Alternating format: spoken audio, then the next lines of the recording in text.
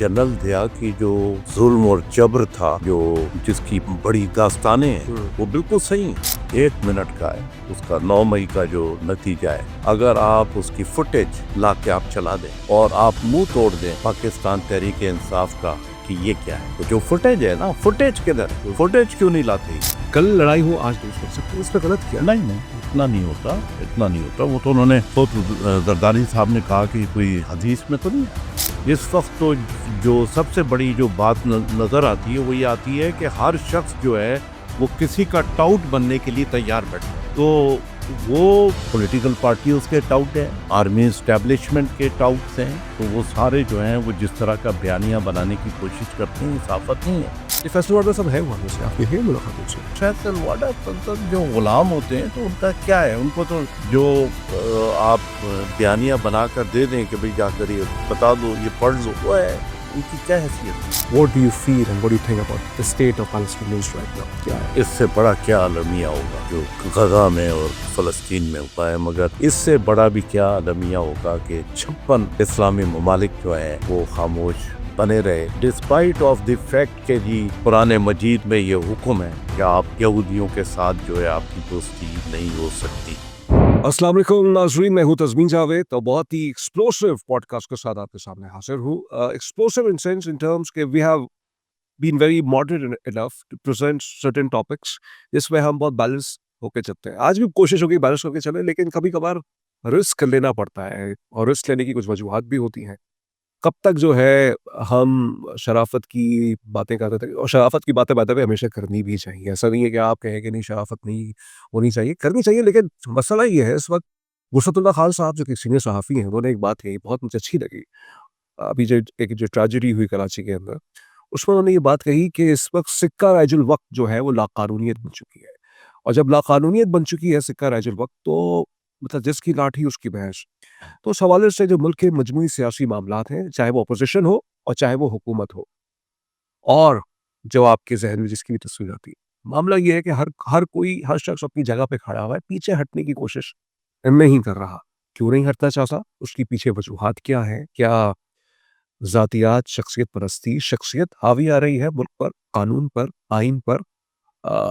ये ऐसे मामलात हैं कि जिस पे गुफ्तगू बनती है। जिस शख्सियत को मैंने दावत दी है, याद होगा आपको, अक्टूबर का महीना था 2024 का, सुप्रीम कोर्ट से खबर आती है, और खबर ये आती है कि एक एहतजाज होता है वकीलों का बाहर सुप्रीम कोर्ट में। एक हियरिंग चल रही थी फ्लो क्रॉसिंग के हवाले से, 63A ऑफ द कॉन्स्टिट्यूशन। जो आपको याद होगा कि उमर अता बंदयाल साहब जो कि चीफ जस्टिस थे, उन्होंने एक प्रेसिडेंशियल ओपिनियन जो मांगा गया था उनसे फ्लो क्रॉसिंग पे, उन्होंने ये कहा था कि फ्लो क्रॉसिंग जो है वो जस्टिफाइड नहीं है, और यहाँ तक ये कि वोट्स भी अगर कोई देगा अपनी पार्टी लाइन्स के खिलाफ, तो उसके वोट को जो है कंसिडर नहीं किया जाएगा। बहुत से लोगों ने उन पे ये इल्ज़ाम लगाया कि उन्होंने रीराइटिंग ऑफ द कॉन्स्टिट्यूशन किया। फिर वो चले गए, फिर काज़ी फ़ैज़ ईसा साहब आए चीफ जस्टिस, उन्होंने उसको इंटर कोर्ट अपील के ज़रिए जो गवर्नमेंट जो पीडीएम की बन गई थी, और पीडीएम 2 की गवर्नमेंट भी थी, तो वो उन्होंने इसको टेकअप किया इस मैटर को, और फिर वो चला वो मामला। फिर उन्होंने उसको जो है रिवर्स बैक किया, रोल बैक किया उसको, और कहा कि वोट डिफेक्शन तो होगी लेकिन वोट गिना जाएगा।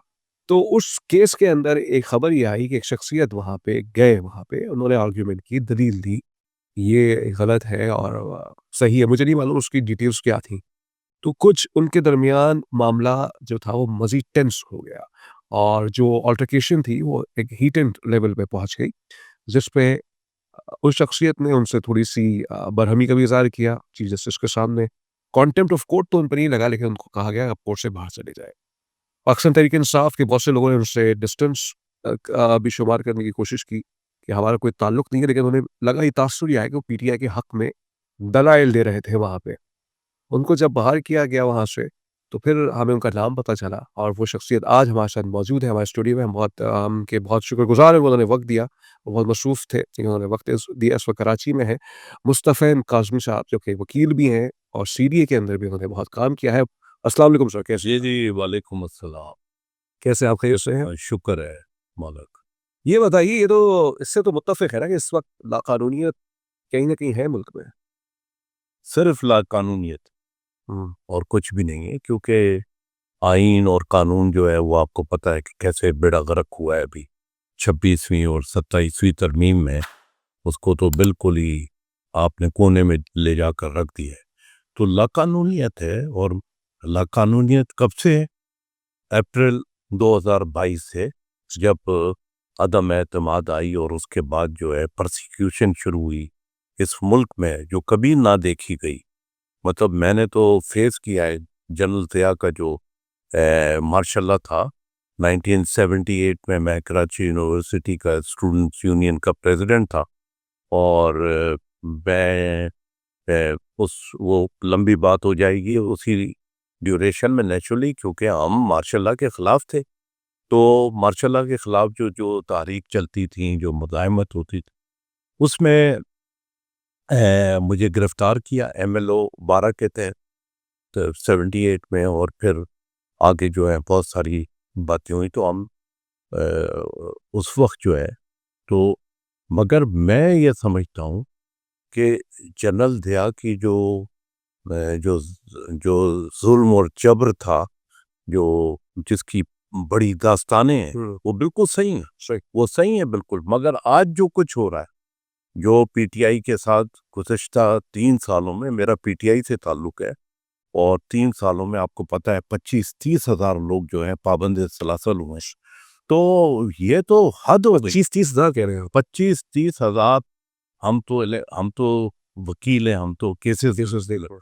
लड़ रहे हैं। और आप ये देखें कि ये कम से कम जनरल ज़िया ने या अयूब खान ने ये काम नहीं किया था कि जिस तरह से ये घरों में घुसकर और ख़वातीन के साथ जो है चादर और चारदीवारी का जो तकद्दुस को पामाल करती थी अभी पुलिस और एजेंसी। तो वो तो अनप्रेसिडेंटेड है। मतलब वो इतना जुल्म तो कभी नहीं हुआ जो लोगों का जो है इतना।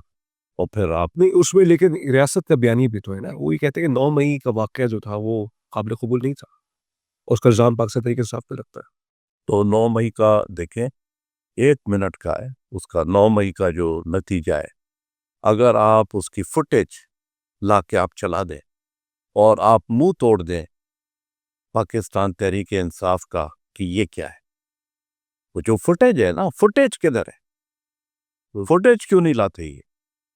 तो सारा मसला ये है कि ये फुटेज नहीं लाते क्योंकि फुटेज में ये साफ जाहिर हो रहा है कि ये फॉल्स फ्लैग ऑपरेशन था। अच्छा।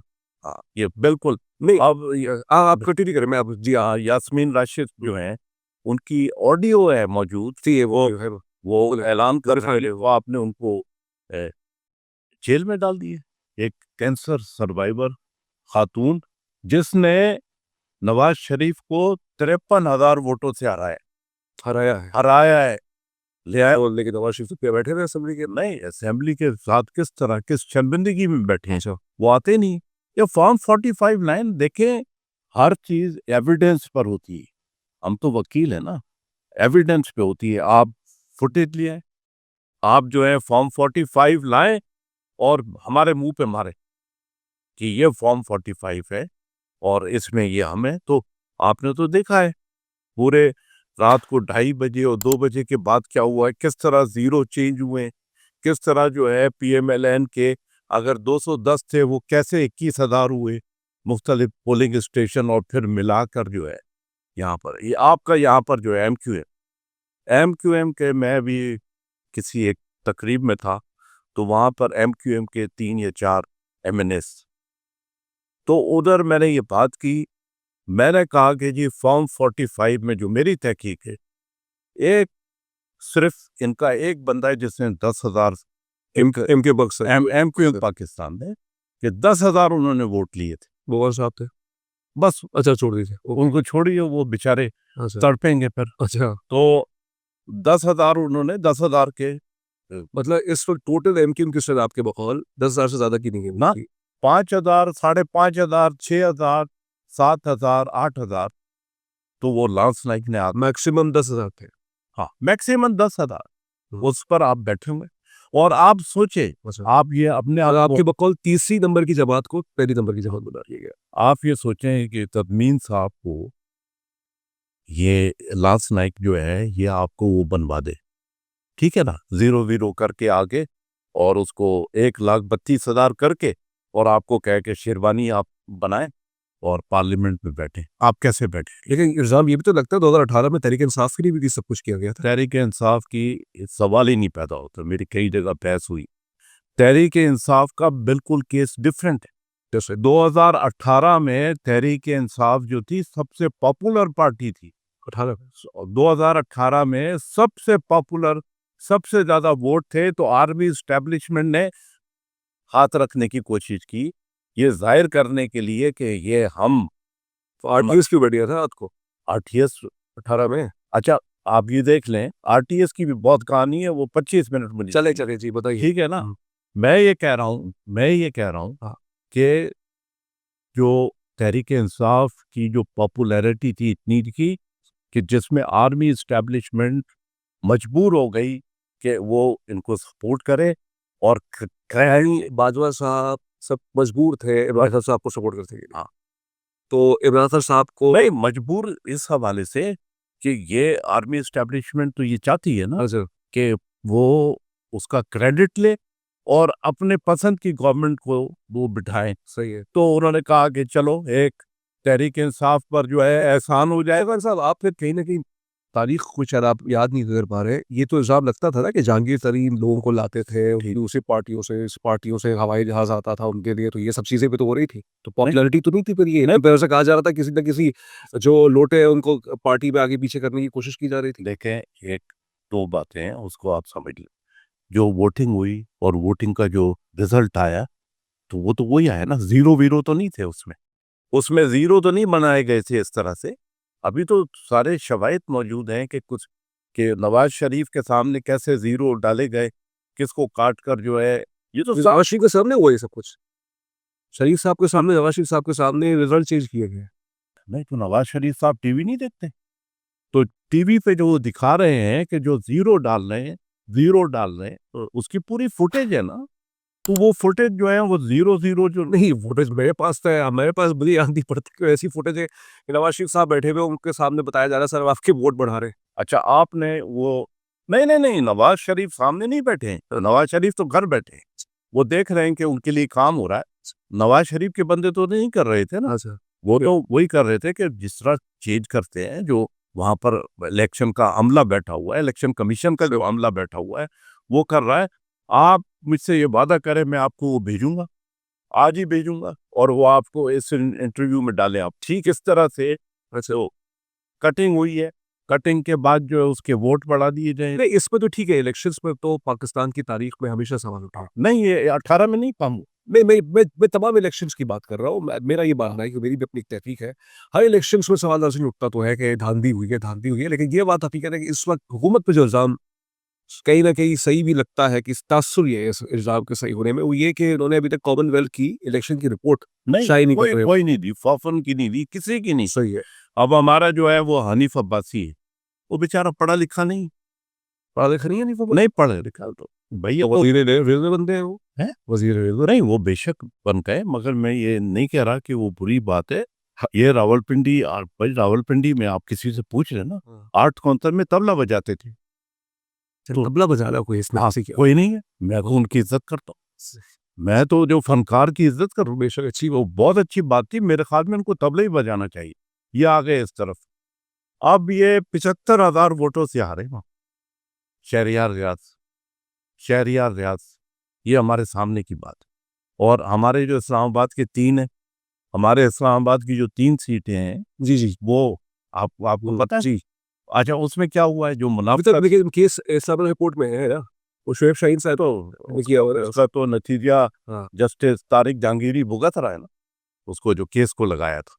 तो उस पर वहां पर मैं तो कोर्ट में था जब ये सारी बात हुई, और ये तीनों आए ट्रांसफर हो गए। नहीं, पीएमएलएन के जो कैंडिडेट हैं, जो जाली, ओके, अच्छा वो जो वो भी है। वो थे। तो वहां पर जमात इस्लामी के मियां असलम वगैरह शामिल थे, वो खड़े थे। उन्होंने कहा कि जी ये पीटीआई जीती है, हम आपको फॉर्म 45 देंगे। वो आपको पता है कि जमात इस्लामी जो है उनके भी आका ही हैं। तो वो फिर 3 दिन के बाद उन्होंने आकर अदालत में स्टेटमेंट दिए कि नहीं, वो हम नहीं दे सकते। फॉर्म 45 उनके पास तो ये स्टेटमेंट जमात इस्लामी ने आप इस्लामाबाद के कॉन्टेक्स्ट में, कराची के कॉन्टेक्स्ट में, ना इस्लामाबाद में वहाँ उन्होंने कहा, ये बयान दिया था उन्होंने अरबाब ताहिर जस्टिस की कोर्ट में कोर्ट में, और फिर बाद में कहा कि हम नहीं दे सकते। जी दे अच्छा, अच्छा, तो फिर सर कासिम साहब, बात ये है कि दायरों में सियासत चल रही है ना, बात ये है कि ये जो एक डेडलॉक है इस वक्त, मतलब अपोजिशन यानी तहरीक इंसाफ के दरमियान और हुकूमत के दरमियान, इसमें पीपल्स पार्टी भी है, नून लीग भी है, आप ये नहीं समझते, आपकी गुफ्तगू से अंदाजा ये हो रहा है कि आप जमहूरियत को बहुत पसंद करते हैं और जमहूरियत को सबको पसंद करना भी चाहिए, आइन तो यही कहता है, हुकूमत भी ये कहती है हम जमहूरियत पसंद है, लेकिन मसला इमरान खान नहीं है, इमरान खान से बात नहीं करता ना इन दोनों से, पीपल्स पार्टी से, नून लीग से। आप बताएं कि पीपल्स पार्टी और नून लीग की क्या हैसियत है, पार्लियामेंट में क्या हैसियत है, किस तरह ये पहुंचे हैं, तो इनके साथ क्या बात करनी है? किससे बात की जाए भाई वो ये कह रहे हैं, अभी आपके सामने हुआ है, जो वजीर आजम से सोहेल आफरीदी ने बात की। आज बैठे हुए जब ये रिकॉर्ड कर रहे तो इस वक्त वो इस्लामाबाद में है और इस वक्त एनएफसी का इजलास चल रहा है, जो वजीर खजाना मोहम्मद औरंगजेब साहब इसको प्रेसिड कर। हाँ, तो सोहेल आफरीदी ने उनको कहा कि भाई आप मुझे मिलवाएं, तो वजीर आजम कह रहा है कि मैं पूछ के बताऊं। मैं मालूम करता हूँ, ये नहीं, मैं मालूम करता हूँ। और खुदा की कसम है, मैं वजीर आजम होता और मेरे पास ये जवाब होता, खुदा की कसम मैं इस्तीफा देकर और उठ के चले जाता हूँ वजीर आजम। तो आप इनसे बात करेगा इमरान खान? नहीं, तुम्हें किससे बात कर रहे हैं? नहीं, तो वो तो बात कर नहीं, बात सुन लेना, मैं बता रहा हूँ ना, बात किससे करनी है, आर्मी इस्टेब्लिशमेंट। और आर्मी इस्टेब्लिशमेंट से इमरान खान ने बात कर ली है, बात ये कर ली है कि भाई मैंने आगे जो है कोई मेज के सामने नहीं बैठना, कॉफी नहीं पीनी, आप जो 8 फरवरी का जो जो चोरी शुदा मैंडेट है वो वापस कर देंगे। इमरान खान साहब ने बात पहले करते थे, लेकिन अब की ट्वीट सुन के ऐसी आती है ना, ये भी नहीं पता कि वो कॉल ऑपरेट करता है, किसी से बात नहीं करेंगे, एस्टेब्लिशमेंट से किसी से बात नहीं करेंगे अब। तो ये तो उनके बयान उन्होंने तो 10 दफा ये बयान दिया है कि आप चोरी शुदा जो डकैती हुई है 8 फरवरी को वो वापस कर दें। अच्छा, और हम प्रति तो अगर बहुत से लोग इल्जाम ये लगाते हैं तहरीक इंसाफ पर कि अच्छा, आपका इस वक्त तहरीक इंसाफ में पोजीशन क्या है आपकी, नहीं आप मेरे रैंक क्या है, रेजिग्नेशन क्या है, आप या मैं इनके हिमायती है, क्या है? नहीं मेरा मैं जनाब, मैं बड़ा पुराना मतलब वो तो आपके सियासी सफर का मुझे मालूम है। जो नहीं जो रिटायरमेंट के बाद हाँ। से 2018 का इलेक्शन जो NA 53 का इमरान खान जहाँ से थे उसको पूरा इलेक्शन मैंने लड़ा है। सही है, तो लड़ा है आपने। हाँ, मतलब मैंने उसको सारा जुल्फी बुखारी और हम 3-4 थे, और नईमुल हक भाई ने ये मुझे कहा था कि भाई इधर इस हर मरकजी लीडर जो है ना वो अपने अपने हलके में मसरूफ है, यहाँ पर कोई नहीं है, खान साहब का हलका है और शायद खान अब्बासी सामने थे, तो सारी हमने कैंपेन की।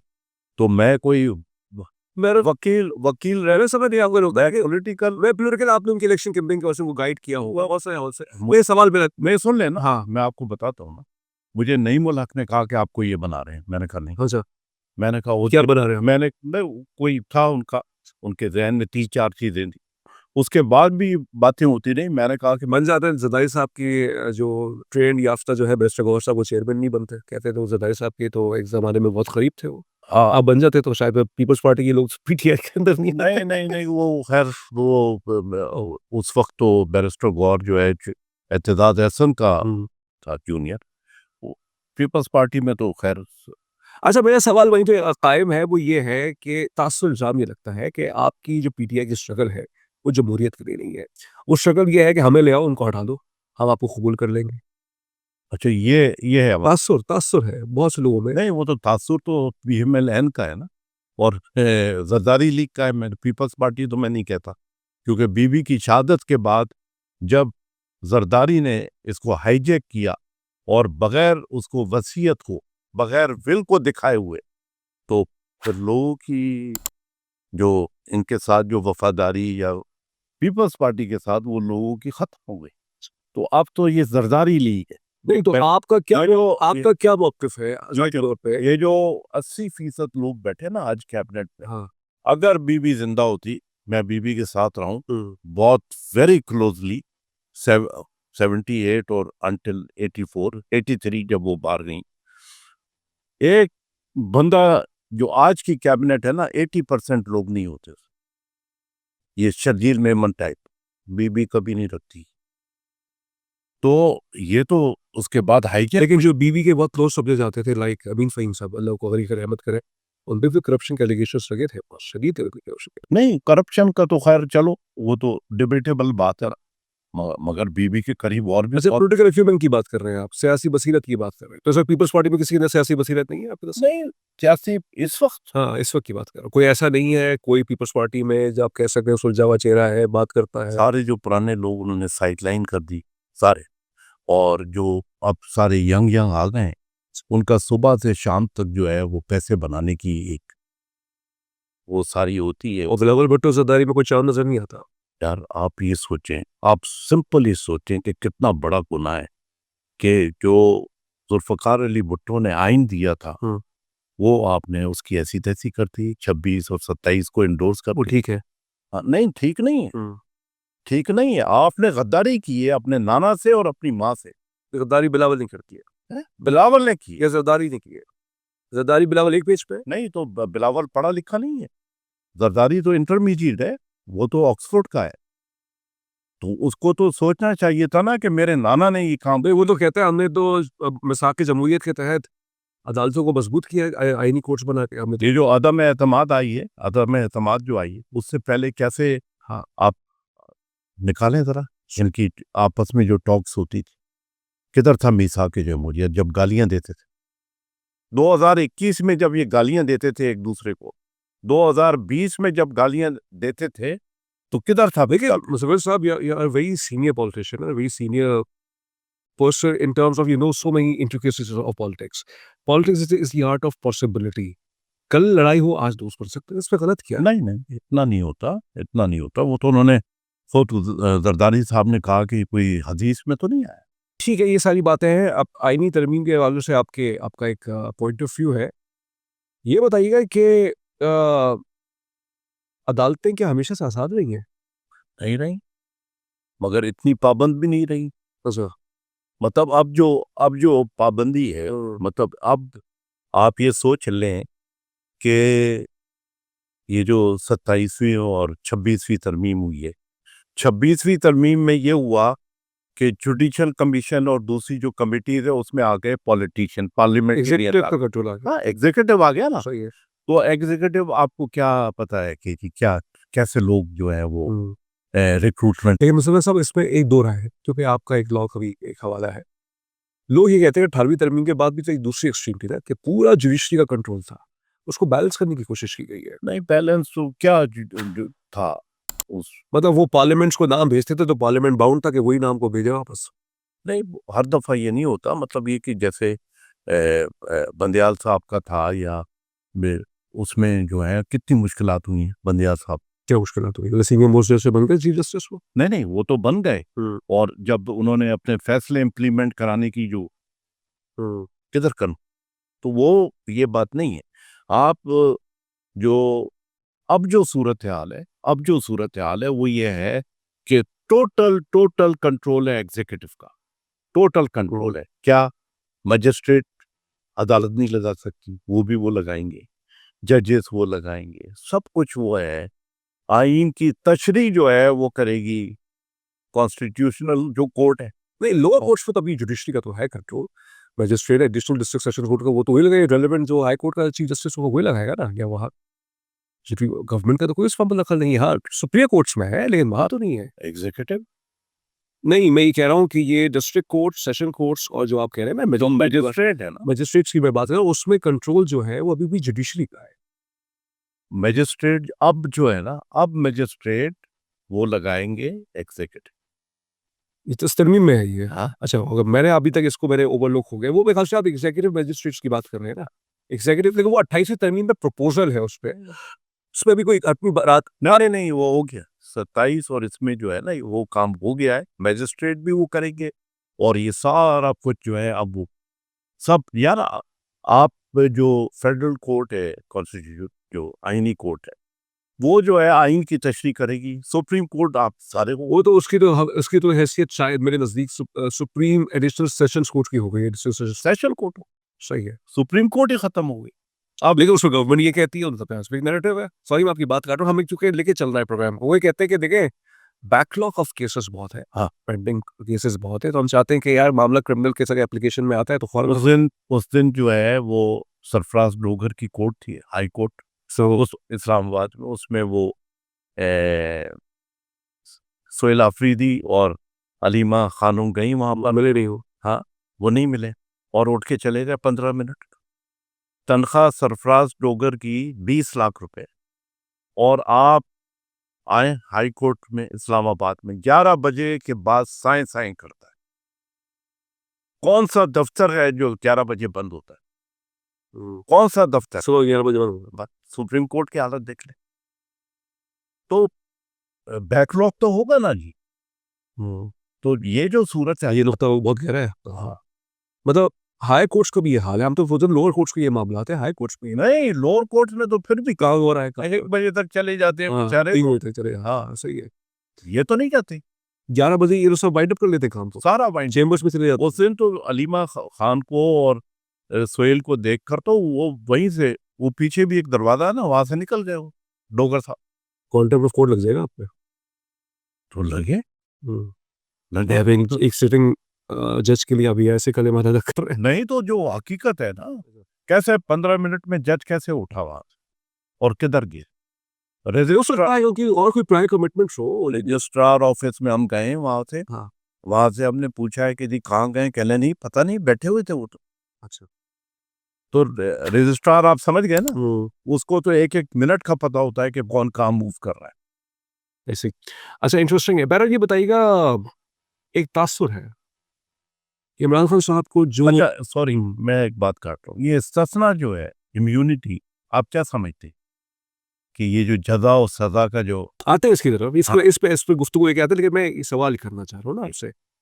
तासुर ये है कि इदारों से छाटनी हो रही है, खास तौर पे वो जो इमरान खान साहब के हिमायती जजेस समझे जाते थे, उन्होंने एक तरफा यकतरफा फैसले किए, एक तरह से इमरान खान साहब को सपोर्ट करने की कोशिश की। उनको शायद ये बात पसंद नहीं आ रही कि उनके जो इख्तियारात थे उसको सलब किया जा रहा है, क्योंकि उनके बकौल, हुकूमत के बकौल, इससे कहीं न कहीं इमरान खान साहब को फ़ायदा उन्होंने हमेशा पहुँचाया है। जस्टिस मंसूर अली शाह को तो मैं इसमें शायद नहीं काउंट करूँ, क्योंकि उन्होंने कोई ऐसी जजमेंट इमरान खान के फ़ेवर में नहीं दी है, लेकिन उमर अत्ता बंदियाल के बारे में ये लगा, राशिद खोसर साहब के बारे में ये कहा जाता था कि उन्होंने तो सिर्फ सजीदीन माफिया का उन्होंने एक पूरा मतलब तारीख है। फिर एक मॉनिटरिंग जज लगा दिया गया पनामा के केस के अंदर नवाज शरीफ साहब को साइडलाइन करने के लिए।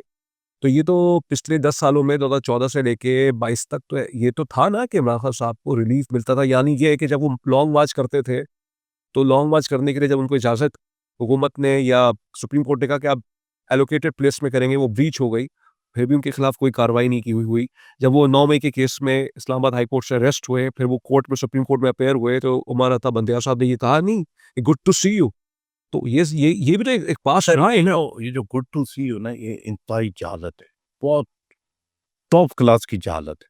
क्योंकि जो वकील है ना, किस पीएमएलएन के वकील हैं, पीपल्स पार्टी के हैं, रजा रब्बानी, फारूक नाइक, किसी से जब वो कुछ थोड़े से वक्फे के बाद बंदियाल साहब की कोर्ट में आते थे, तो ये उनका पेट जुमला है, गुड टू सी। अच्छा, गुड सबको कहते थे वो। सबको कहते थे।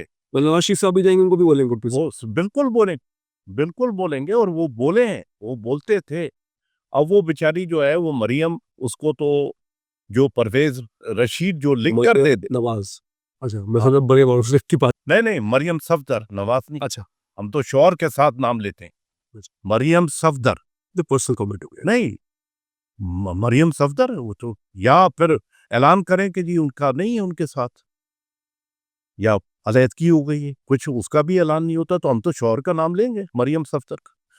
तो मरियम सफदर को अगर परवेज रशीद वो लिख कर दे दे, इरफान सिद्दीकी मरूम लिख के दे दे, ये सारा कुछ है, उसको तो बेचारी को पता नहीं है, पढ़ी लिखी है नहीं, कि जी गुड टू सी यू उसने कई जगह इस्तेमाल किया। गुड टू सी यू आप पूछें रजा रब्बानी से, एतजाज एहसन से, फारूक नाइक से पूछें कि भाई आपको नहीं कहा इन्होंने। ये चले एक सानवी बात हो गई ना, असल नहीं, सवाल तो असल सवाल की तरफ तो है ना, वो जजेस में इमरान खान साहब के हिमायती समझे जाते थे। हिमायती कैसे समझे थे? अब जो 9 मई की जो उनकी गिरफ्तारी है, हम थे हाई कोर्ट में। हाई कोर्ट में जिस वक्त इमरान खान साहब एंटर हुए हैं और हाई कोर्ट के प्रेमिसेस में आ गए हैं। और उन्होंने जब वो आए तो हम सामने खड़े थे, तो उन्होंने हमें इशारा किया कि आप चलें उधर चीफ की कोर्ट की तरफ, और मैं जो हूँ बायोमेट्रिक करा के आ रहा हूँ। अब वो वहाँ पर बैरिस्टर गौर और 3-4 लोग थे, 5-10 लोग थे। यहाँ से जो जजेस का जो डोर है, वहाँ से रेंजर से एंटर हुई और वो उधर गिरबान पकड़कर अदालत अदालत के अहाते से उठा के ले गई। तो ये क्या है? नहीं, मैं कह रहा हूँ तो वो तो तासुर तो ये था, तासुर क्या, वो तो ऑडियो कॉल जो मुबैना तौर पे लीक हुई, वो सारे मामलात को हैंडल तो कर रहे थे इमरान खान साहब खुद से। नहीं, बिल्कुल नहीं कर रहे थे। उन्होंने कहा था कि आमिर फारूक साहब के सामने मैं केस लेके मत जाना। एक एक एक जो है, एक कॉल जब उनको वहां से उठाकर और पुलिस लाइन में ले गए, तो पुलिस लाइन से वो कैसे कर सकते थे? पुलिस लाइन में जो ऑफिशियल फोन है, ऑफिशियल फोन से उन्होंने एक कॉल की, बस वो एक आई, और ये पता नहीं कौन सी है, कब की है। तो मगर ये तो आमिर फारूक के हवाले से तो उन्होंने कई दफा बात की थी कि हमारा बंदा नहीं, जो बिल्कुल सही। हमारा बंदा नहीं है, एक जज के बारे में कैसे कोई बंदा हो जाएगा? नहीं, मसला ये कि चलो आप इसको दूसरी तरह कि हमारा मुखालिफ है। जज ना मुखालिफ होता है ना बंदा होता है, ना, वो तो एक जज होता है ना, कैसी वो जो उसके सामने केस पेश किया जाएगा उसके साथ। आमिर फारूक जो है हमारा बहुत बड़ा मुखालिफ था, और वो कहता था प्राइवेट महफिलों में बैठकर, जो हमारा मुखालिफ था। आपके मुखालिफ में इसमें फेडरल कॉन्स्टिट्यूशन कोर्ट में वो मेंबर बन चुके हैं। हाँ, तो वही तो है। अच्छा, अब आप और जुडिशियल कमीशन ऑफ पाकिस्तान में भी हुआ। अच्छा, अब जो है अमीनुद्दीन खान है, वो आईनी कोर्ट के, तो क्या हमारा क्या फैसले आएंगे हमारे लिए, और या कानून और या आइन की क्या तशरीह होगी? अमीनुद्दीन खान एक पूरी जिंदगी में एक बिलो एवरेज वकील, एक बिलो एवरेज जज, और बिलो एवरेज यहाँ पर। डिस्क्लेमर, ये मुस्तफा काज़मी साहब के पॉइंट ऑफ व्यू है, इसमें हमारा कोई लेना देना नहीं है, लेकिन ये बताइएगा, हाँ, ये मैंने एक पढ़ा उनकी प्रोफाइल में, कोई कॉन्स्टिट्यूशनल मैटर्स को कभी जो है नहीं दिए फैसले, एजुकेट नहीं किया। वो तो जहाँ से फैसले लिख कर आते हैं, वो सिर्फ भेज दिया करेंगे पर्चे पे लिखकर, और वो पढ़ दिया करेंगे। इस तरह की कोर्ट है। अच्छा, ये कोर्ट है यार, तो आलमी है। अच्छा ये अलमिया है। अच्छा ये बताइएगा, एक एक एनेक्डोट की तरफ जो बहुत मशहूर हुआ, ये रिकॉर्ड का हिस्सा है। आप क्यों काजी फैसल के कोर्ट में, सुप्रीम कोर्ट में चले गए? आप तो ना पीटीआई की पार्टी थे, ना कोई आप उनके असाइन वकील थे। वहाँ जाके आप दलाइल दे रहे हैं, फिर उन्होंने आपको कहा कि आप चुप हो जाइए, आप मजीद उस पर गुफ्तगू करना शुरू हो गए। काजी फैसल से आप पर्सनल क्यों हो गया? नहीं, पर्सनल देखें, मसला ये हुआ है, ये जो मुझे इंस्टिगेट हुआ, मैं हुआ 25 सितंबर 2024 को मैं अडियाला जेल में खान साहब से मिला। खान साहब से जब मैं मिला, तो खान साहब ने बहुत सारी बातें हुई। तो एक जो उन्होंने बात की कि मुझे ये काज़मी ये समझ नहीं आती कि जो हमारे वकील हैं, ये वे खामोश क्यों हो जाते हैं अदालत में जाकर। कौन से वकील? सलमान के राजा नहीं, सलमान नहीं, जो हमारे वकील हैं वो क्यों खामोश हो जाते हैं, और ख़ास तौर पे फाइज ईसा के साथ, जबकि हमें पता है कि वो किस तरह के फैसले कर रहा है।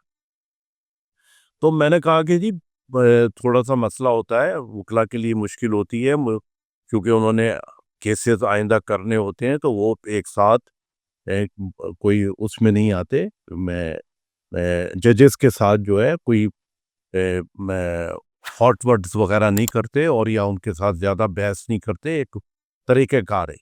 तो नहीं, जो हमारे खिलाफ जो है वो पे दर पे जो है वो फैसले कर रहा है। तो फिर अब वो जब मैं अटियाले से निकला, तो मुझे हुआ, जब ये फ्लोर क्रॉसिंग का केस था, तो ये 2.5 साल के बाद रीओपन हुआ है। 2.5 साल के बाद एक दिन पहले, 1 अक्टूबर को शहजाद शौकत, जो सुप्रीम कोर्ट का जो प्रेसिडेंट था, उसको फाइज ईसा ने लुकमे खिलाए। लुकमे दे दलाइल दे रहे थे। वो दलाइल उसकी तैयारी नहीं थी, वो लुकमे दे।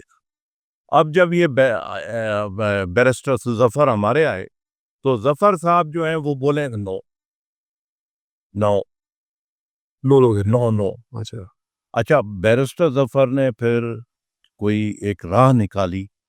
तो उसने कहा कि आज का दिन किसी तरह से निकल जाए। तो बैरिस्टर जफ़र ने कहा कि जी आप मुझे इजाज़त दें कि मैं अपने कायद से हिदायत लूँ जाकर और उनको बताऊं कि जी ये पोजीशन है केस की और मैं उनसे मैं उनसे मीटिंग करना चाहता हूँ, आप मेरी मीटिंग कराएं। तो उसने कहा नो। जब उसने नो कहा तो मैं तो इसमें वकील नहीं था, मगर मैं बैठा हुआ था।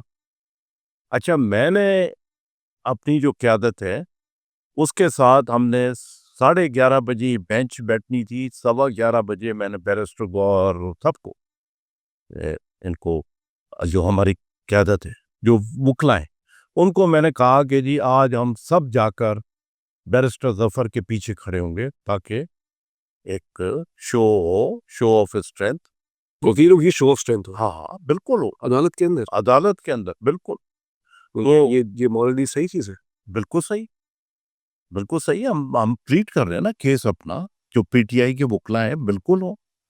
तो उस पे जो है वो बहरहाल आगे पीछे हो गए या उनके कोई केसेस होंगे। तो जब इन्होंने कहा कि जी ये तो मैंने आकर और मैंने फ़ायदी साहब से बात नहीं की। मैंने इनको आकर बैरिस्टर ज़फ़र को कहा कि जी आपने ये किसी तरह से नहीं मानना और आप जो हैं आज चेयरमैन से मिले जाकर, हर सूरत में उसकी इजाज़त है। तो इसने फ़ायदी साहब ने कहा कि ये कौन साहब हैं? तो फिर मैं तो ज़फ़र से बात कर रहा था, तो फिर मुँह मुड़कर और मैं माइक पर आ गया। मैंने बताया कि जी मेरा नाम है सैयद मुस्तफ़ा का, ये बहुत अच्छी तरह जानता है फ़ायदी साहब 1983 में एक कमरे में हमें कराची में लाइसेंस मिला था, मुझे और फ़ाइज़ 1980। जैसे साल एक साथ करियर किया था आपने, ठीक है। या तो मैंने कहा कि जी देखें 2 बातें, एक तो ये बेंच अनलॉफुल है, बिल्कुल। दूसरा ये है कि जो ऑथर जज है मुनीब अख्तर जस्टिस वो इसमें लिखा था हाँ, वो इसमें नहीं बैठे। दूसरा सीनियर प्यूनी जज मंसूर अली शाह नहीं बैठे हुए। 2 आपने यहाँ पर जज ऐड कर लिए अमीन और अफ़गान, तो ये पैगंबर हैं कि इनको केस पता है। इतना पुराना केस है, तो ये जब पुराने केस में आप कोई इंडक्शन करते हैं तो ये री-आर्ग्यू होता है। ठीक है, तो ठीक है। री-आर्ग्यू आप करें, कह लें नहीं। नहीं, वैसे प्रैक्टिस क्या रही है सुप्रीम कोर्ट की कि जो भी अगर वो रिव्यू सुनती है, तो लार्जर बेंच बनता है, उसमें वो जजेस भी शामिल होते हैं जिन्होंने वो फैसला दिया होता है, ये प्रैक्टिस होती है। तो वो बहरहाल उन्होंने वो तो लेकिन ये सवाल तो ये भी बनता है ना मुज़फ़्फ़र साहब पे बात तो लानी जाएगी किस्सा मुख्तसर। उमर अता बंदयाल भी तो अपनी लाइक माइंडेड जजेस को बिठाते थे अपने साथ। नहीं, वो देखें उनका बेशक बैठाते हो, मगर फैसले गलत नहीं होते थे। आप उन पर आज बैठ के बात नहीं कर सकते कि जी ये गलत फैसला था। इनका तो ये जो लंदन प्लान था ना, लंदन में बैठ के जो हुआ था, आप क्या समझ रहे हैं कि जो फैज़ाबाद का जो फैसला था और ये कोयटा का जो बम धमाका हुआ जिसमें हमारे वकला शहीद हुए थे, 2016 है वो उस पर जो फैसला आया तो उसके बाद इन्होंने क्या किया फ़ायज़ ईसा ने? ऑथर तो उन्होंने ही किया था ना, ऑथर तो उन्होंने ही किया था। हाँ, 2016 का जो था वो बहुत बड़ा उन्होंने खुद तो उसको किसके खिलाफ था? हुँ, तो फिर उनके साथ इनकी दोस्ती हुई। तो इमरान खान साहब अच्छा इमरान खान साहब यूज़ हो गए थे उनके खिलाफ। नहीं, नहीं, तो बोला है गलत था रेफरेंस भेजना। इमरान इमरान खान का स्टेटमेंट है क्या? कि काज़ी फैसल के खिलाफ रेफरेंस भेजना गलती थी, सियासी गलती थी वो। तो बाजवा साहब ने भिजवाए। इमरान खान साहब बाजवा साहब के कंट्रोल में थे। बाजवा साहब के कंट्रोल में नहीं थे, मगर बाजवा साहब जब एक बात होती है कि भाई आप एक पेज पे हैं, आपने साथ चलना है, तो बहुत सारी बातें होती हैं कि जिसमें आप क्वेश्चन सर ये मैं इसमें से ये बात लॉजिक में बैठती नहीं है कि ऐसे नहीं नहीं मतलब अभी आप कह रहे हैं कि नहीं, पाकिस्तान में जो जो हकीकत है, जो वो उसको आप Imran Khan was so naive that he was listening to Bajwa every now and then. Not every now वो बात उन्होंने ज़रूर सुनी, उस पर बहुत प्रेशर था कि आप करें, आप इसको भेजें। तो वो उन्होंने लेकिन ऐसे तो ना पॉलिटिकल कॉम्प्रोमाइजेस इमरान ने बहुत किए हैं। नहीं, बहुत सारे नहीं किए, मगर ये कि उन्होंने एक एक पेज का जो बात करते थे, तो एक पेज का क्यों कि जो असद उमर टाइप के जो लोग थे, ये आर्मी एस्टेब्लिशमेंट के डेपुटेशनिस्ट थे ये। ये डेपुटेशन पर आए हुए थे पीटीआई में, अच्छा जो अब फ़िल्टर हो गए हैं। अल्लाह ताला की कानून कुदरत के तहत अब फिल्ट्रेशन हो। अच्छा चले उस बात पे आते हुए खालिद फैसल के सामने आपने अपने दलाइल दिए, फिर हाँ, क्या हुआ? वो तो कहने लगे कि जी ये वो मुझे जानता था, हाँ, तो मैं तो आप तो जानते थे। आ जाता। उन्होंने उनके ऑब्जर्वेशन ही थे, मैं तो वो जानता ही नहीं कौन सा है ये। तो मैंने तो बता दिया। एक कमरे में हमें मिला, फिर हमने इसको मुशीर पेशमाम के पास ले गए, वहाँ पर उसका जूनियर बनाया। बहुत बड़े वकील थे। मुशीर पेशमाम तहरीक इस्तिक़लाल के नायब सदर थे माशाअल्लाह खान के, और वो टैक्स के बहुत बड़े वकील थे। वहाँ पर हमने इनको रखवाया। ठीक, कैसे नहीं जानते थे। तो जब वो बात हुई तो उन्होंने कहा कि जी मैं पुलिस, मैंने कहा इसके अलावा क्या काम कर सकते हो तुम पुलिस को बुलाने के अलावा। तो वो फिर बहरहाल पुलिस तो नहीं आई, मगर मैं खुद चला गया। मैंने कहा कि जी बस ये मेरा जो पॉइंट ऑफ व्यू था ये मैंने बता दिया। तो बैरिस्टर ज़फ़र जो है, अब मेरी वजह से, मेरी जो इंटरवेंशन हुई उसकी वजह से फिर वो अगले दिन पे चला गया केस, और बैरिस्टर ज़फ़र को इजाज़त मिली कि वो इमरान खान से जाकर मिले। जब आप मिले, आप क्या इन्वेस्टिगेट हुए ना उनकी हालत को देख के, उसके बाद फिर आपकी कभी मुलाकात की? नहीं हुई। अच्छा, अच्छा, अब जब ये सारा सिलसिला हुआ तो उसके बाद जो है मुझे गिरफ्तार किया। जी। गिरफ्तार आपको करके गिरफ्तार किया गया। गिरफ्तार करके ले गए, और फिर मेरा थाने में, थाने के अंदर अंडर जो पुलिस कस्टडी जो है, मुझे ब्रेन हैमरेज हो गया। मेरी स्पीच चली गई। आज भी मैं बहुत सी जगह पे अटकता हूँ। अच्छा, आपको ब्रेन हेमरेज वहीं हुआ था? वहीं अच्छा, तो मेडिकल तो के लिए आपको डॉक्टर-वॉक्टर कोई आया? नहीं, वो तो इत्तेफाक से मेरे दामाद और मेरा ड्राइवर वो आ रहे थे, और खाना लेकर, और क्योंकि मेरा रिमांड हुआ था तो वहाँ अभी पे इस मेरे इस आपका केस क्या बनाया गया था? 780 है, दहशतगर्दी। दहशतगर्दी का केस बनाया, तो आप पेश हुए टीसी के सामने? हाँ, हाँ, बिल्कुल। तो अभी आप बरी हो गए? नहीं, बरी नहीं, वो चल गया। चल रहा है। वो तो उसमें तो जो सामने उस दिन नहीं, तो ये केस वहाँ पे प्रोसिक्यूशन का क्या है आपके खिलाफ? मतलब क्या इल्ज़ाम लगाया है आप? मैं बता रहा हूँ ना, ये जो जिस दिन ये हुआ है, मैं तो अंदर था। बाहर पीटीआई का एहतजाज था। ये सारे वहाँ पर थे, लतीफ़ को और इस बैरिस्टर गौहर वगैरह, तो उधर बाहर जो है वो, मैं तो बाहर था ही नहीं। जो वो टाइम लिख रहे हैं, उसमें तो मैं अंदर कोर्ट में था। लेकिन वो ये कहते हैं आप लेके आए थे ना उनको? किन उन वकीलों को? तो आपने कहा ना कि हम सॉलिडारिटी के लिए उनको लेके नहीं, आए हैं।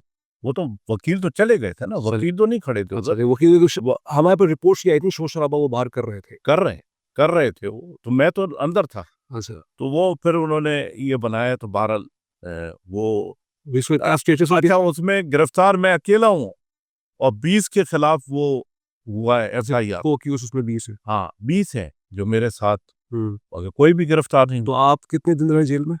2 दिन। 2 दिन है, हाँ, फिर आपकी बेल हो गई।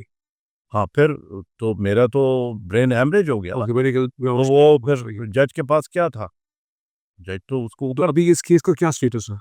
अब तो केस चल रहा है, अभी चालान नहीं आया। ऐसी चालान इसका चलें जो नहीं आया, मगर ये कि उसमें ये हुआ कि जो मैंने काम किया वो बिल्कुल उसकी वजह से जो जो सूरत हाल हुई, तो हमारे बहुत से वकला जो हैं वो इस पर एक उनको वो ज़रूर हुआ कि ये जो काम हमने करना था वो मुस्तफ़ा ने कर दी। ऐसी अच्छा मुसलमान साहब, बिल्कुल वक़्त हमारे पास कम रहता है। एक हवाले से मैंने मालूम किया कहीं से कि आप सहाफ़त आपने पढ़ी है। जी, जी। मौजूदा सहाफ़त का क्या हाल है पाकिस्तान में आपकी नज़र में? मौजूदा सहाफ़त जो है वो देखें, हमारे जो असातिज़ा थे, प्रोफ़ेसर शरीफुल मुजाहिद, प्रोफ़ेसर साजिद ज़करिया, प्रोफ़ेसर मतीनुर रहमान मुर्तज़ा, बहुत सारे बड़े अच्छे-अच्छे हमारे 1974-78 का जो सेशन था, 79 का, तो हमें तो उन्होंने बताया था कि सहाफ़त क्या है, और सहाफ़त किस चीज़ का नाम है, और जिसमें आप बिल्कुल एक जो सच और हक है उसको आप लिखते हैं। कोई साइडिंग नहीं करते, किसी की तरफदारी नहीं करते, कोई आप तो वो जो सहाफ़त है ना, वो सहाफ़त तो नहीं है आजकल। वो तो आपको पता है कि किस तरह की सहाफ़त है, और किस तरह के लोग जो हैं वो, मतलब एक एक इस वक़्त तो जो सबसे बड़ी जो बात नज़र आती है वो ये आती है कि हर शख्स जो है वो किसी का टाउट बनने के लिए तैयार बैठा होता है। तो वो अब पॉलिटिकल पार्टियों के टाउट हैं, आर्मी इस्टेब्लिशमेंट के टाउट्स हैं, तो वो सारे जो हैं वो जिस तरह का बयानिया बनाने की कोशिश करते हैं, साफत नहीं है ये। मतलब आपने सी मिसाली सहाफ़त कौन कर रहे हैं? हाँ, ये जो है ये ड्रामा निगारी है, अफसाना निगारी है, सब ऐसी हैं। ये मैं पूरी सहाफ़ी ऐसी हैं। हाँ, ये साफ़ी मतलब ये है कि साफ़ी अच्छे साफ़ी वो सहाफ़ी जो इमरान खान साहब का साथ दें वो नहीं, नहीं है। जो सच बोलें, सच की पहचान कैसे जो होती है? सच बोलें, जैसे मज़हर अब्बास है। अच्छा। मज़हर अब्बास तो इमरान का सपोर्टर नहीं है, इमरान का क्रिटिक है। मैं तो एक बात करता हूँ, मैं ये बात करता हूँ कि जो ये 10-12 सहाफ़ी जो है ना, ये जितने भी प्लांटेड इंटरव्यूज़ होते हैं, ये 10-12 सहाफ़ी जो हैं, ये इंटरव्यू करें, ज़रदारी का करें, नवाज़ शरीफ का करें, DGI नवाज़ शरीफ साहब इंटरव्यू मेरे ख़्याल से पता नहीं 10 साल पहले दिया है उन्होंने, उसके बाद तो इंटरव्यू से नहीं तो फिर वो सियासतदान क्यों है? वो ऐसा इकबाल साहब का एक दफ़ा वीडियो लीक हो गई थी, वो फैज़ल हुसैन साहब ने उनका इंटरव्यू लिया था, तो नवाज़ शरीफ साहब बिल्कुल खामोश बैठे हुए थे। तो ऐसे इकबाल साहब उनको इंटरजेक्ट कर रहे थे, आप ये सवाल करें, ये सवाल करें। तलत हुसैन साहब को गुस्सा आ गया, कह रहे, भाई मैं कर रहा हूँ उनसे बात, he is your chief, he has to respond, you don't have to respond. ये तो है नवाज़ शरीफ साहब का है कि मीडिया इंटरैक्शंस को वो अवॉइड करते हैं वो। नहीं, मैं कहता हूँ कि जी एक एक इंटरव्यू आप रखवा दें। एक इंटरव्यू बिलावल तो अच्छा देता है। है, बिलावल इंटरव्यू तो अच्छा देता है। बिलावल दे देना। बिलावल ने इंटरनेशनल फॉरेन मीडियाज़ को इतने अच्छे से नहीं वो चलें जी, अब उस पे बड़ी लंबी बात हो जाएगी, नहीं तो मैं तो बहुत नुक्ते उठा। सही।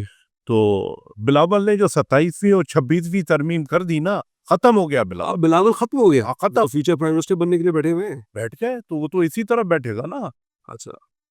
मगर अब जो है सिलसिला दूसरा हो गया। अब वो कह रहे हैं कि मरियम बनेगी, ये नहीं बनेंगे, हमारी मेजॉरिटी हो गई है पार्लियामेंट में, हम उठा के धक्का देके निकाल देंगे इनको।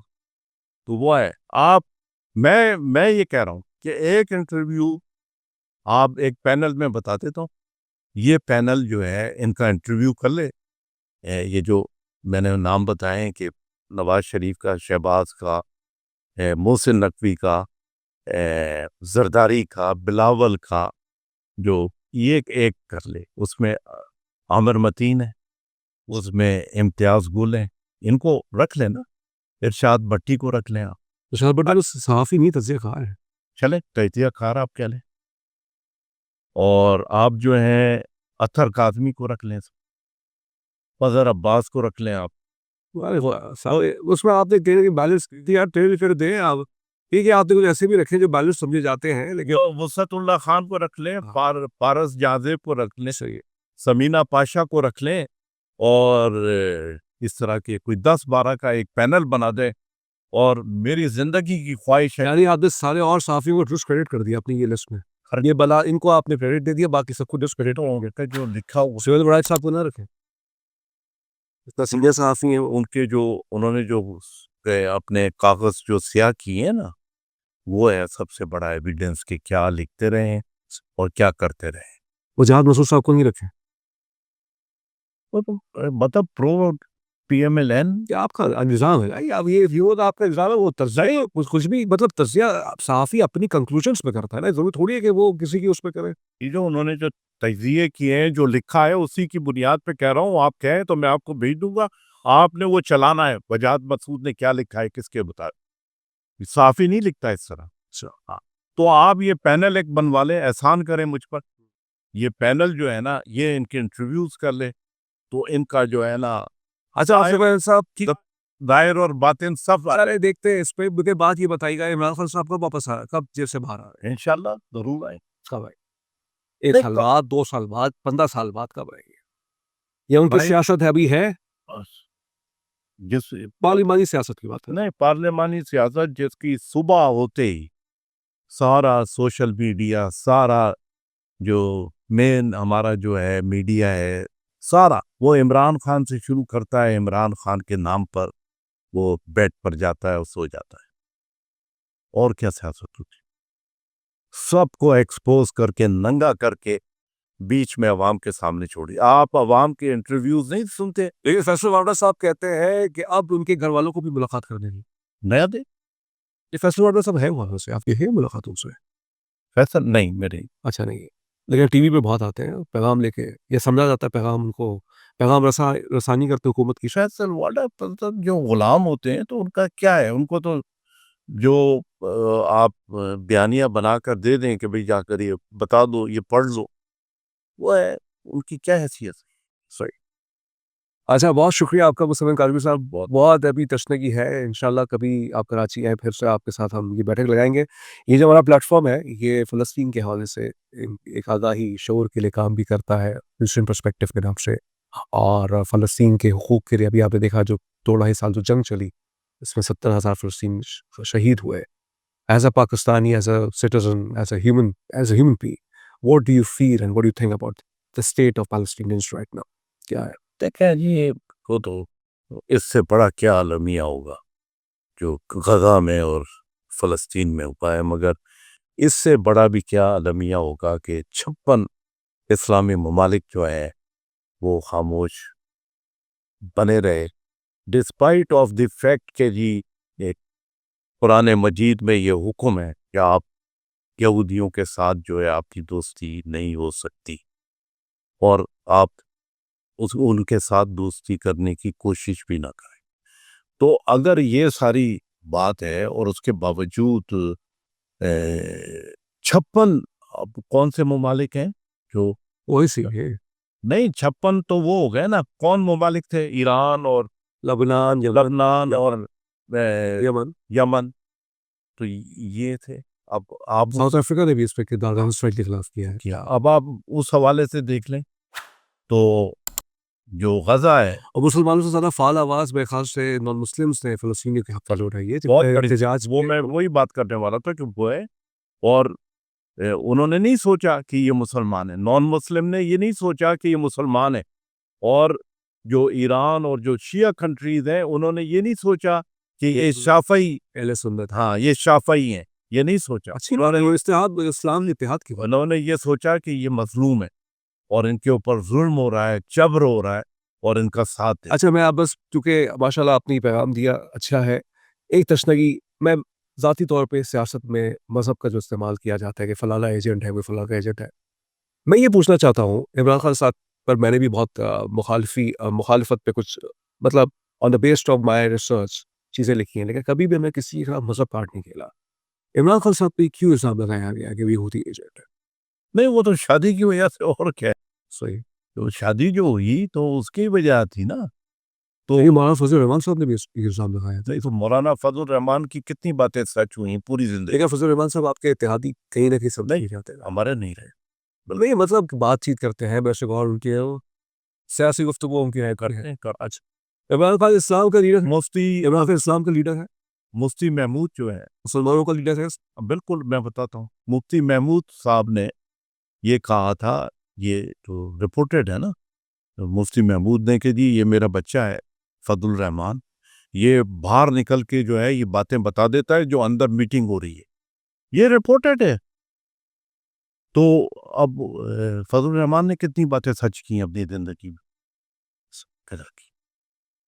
लेकिन लोग चाहते हैं फजल रहमान साहब आपके साथ सियासत है, नहीं, अब कल की मुखालफत आज के लोग, बल्कि इमरान खान साहब को याद है, आपको 2002 में उनको वज़ीर आज़म के लिए उन्होंने रिकमेंड किया। मौलाना फजल रहमान की मैं आपको ये मैं खबर दे रहा हूँ, मौलाना फजल रहमान के जो लोग थे ना, उन्होंने आकर असद कैसर और बैरिस्टर गौहर इनसे बात की कि जी आप क्यों नहीं मिलते हाँ, फजल रहमान से, आप मिले ना, आपने कैसे तय कर लिया कि वो आपके साथ नहीं चल सकते। सही है। तो ये तो उस तरह से बात हुई, तो उन्होंने कहा मिल लेते हैं, कोई नहीं। अच्छा, ये वो अच्छी बात है, सियासत में लचक ही दिखानी चाहिए। बहुत शुक्रिया आपका मुस्तफ़ा काज़मी साहब।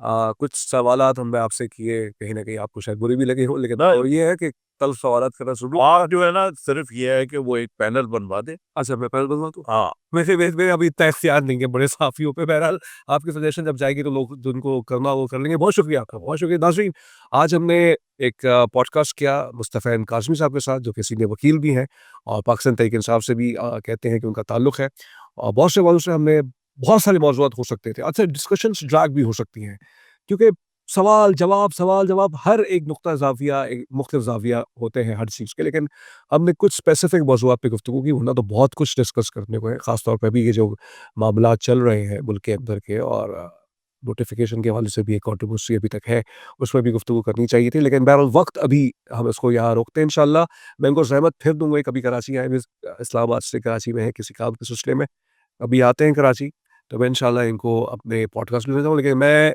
चैनल पे इनको ज़रूर कोशिश करूँगा लेने की, लेकिन ये कहते हैं कि चैनल पे आने की इनको इजाज़त नहीं है। तो तस्मीन जावेद को मुस्तफ़ा काज़मी साहब के साथ इजाज़त दीजिए, अपना बहुत ख्याल रखिएगा। अल्लाह हाफ़िज़।